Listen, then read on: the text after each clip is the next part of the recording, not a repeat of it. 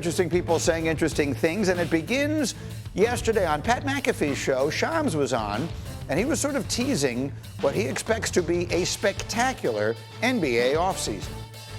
I think this offseason might be the most craziest ever. You have the parity in the league. Sucks. It's so thin right now. Like, as far as the thin line of what you can win a championship, or you might be falling into the lottery. And I think the ability to go out there and improve your team and get there to championship level, I think that's on the minds of everyone around the league. Well, Windman, you're one of the people around the league. Should we be, what's that? A crazy offseason. When we first launched the show, we had one of the craziest with Kawhi Leonard and KD and all that. Wendy will remember 2010. 100% right. Like there's nothing crazier than 2010. Well, and that was the decision, and there have been others. But are we looking for, Windman, are you anticipating what could be a crazy offseason? Yes. So first, there's not going to be a lot of free agency. There's only two All-NBA players who can be free agents, James Harden and LeBron. I don't even know if LeBron's going to opt out. I don't think Harden's going anywhere. So this is all going to be basically through largely the trade market. First up will be Giannis. Whether or not he leaves Milwaukee, that will be a big thing. And then after, and I really do think Kevin Durant's going to have to wait for Giannis because there's going to be some teams that are interested in both. And then KD. And then, of course, then you're going to say who. Well, all I'm going to say is this. 2 years ago, I would argue the biggest and most impactful trade that happened was Drew Holiday going to Boston. We didn't know that that was possibly going to happen until Dame Lillard got traded to Milwaukee. So what I think you're going to see is a number of teams looking to aggressively either upgrade their rosters or offload money, and the series of ripple effects from what could be a Giannis trade and then a KD trade could be wide-ranging. You could have a number of teams reacting to that with star players becoming available. Shams and I have talked about this. We potentially are going to see the most impactful week of the NBA offseason in the draft week, not necessarily free agent week, because the action is going to happen via trade around the draft and the picks. Okay, so that's the last week of June. So prepare for the windy fingers up in the air as all these deals start getting done. And obviously, Chiney, you're there with NBA Today every single day, you and Malika and the crew talking about what to expect this summer. And as he said, Giannis is where the focus will begin. What are your expectations, Chiney, as far as Giannis is concerned? First and foremost, I really believe that Giannis is doing his due diligence by testing the waters to see what might be out there if he chooses to leave.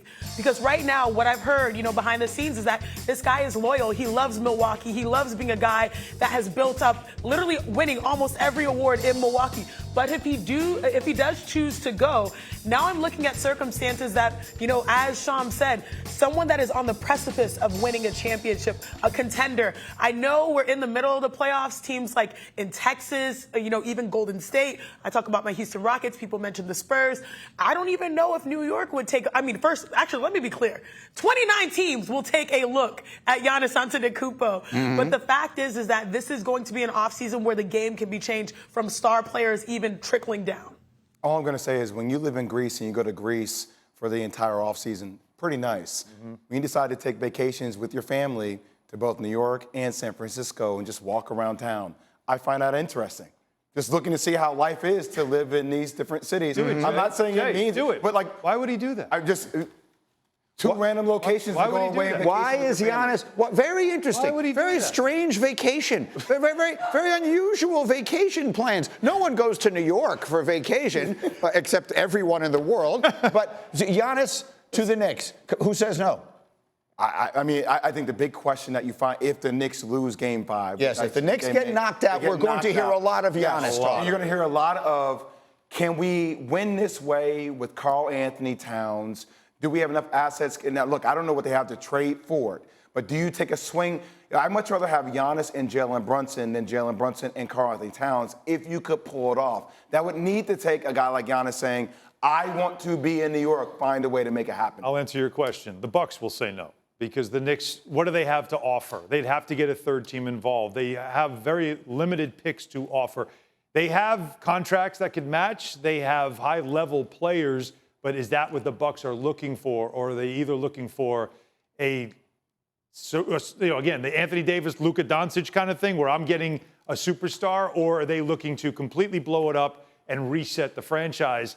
That remains to be seen. And then, Chiney, he mentioned that Kevin Durant, Windy did, that KD will probably go sometime after Giannis goes. I guess I would ask the question, just watching day in and day out, is KD still a player that you just plug him into a place and you automatically say, well, yeah, they can win the whole thing right now because they have Kevin Durant? Does he still have that at this age?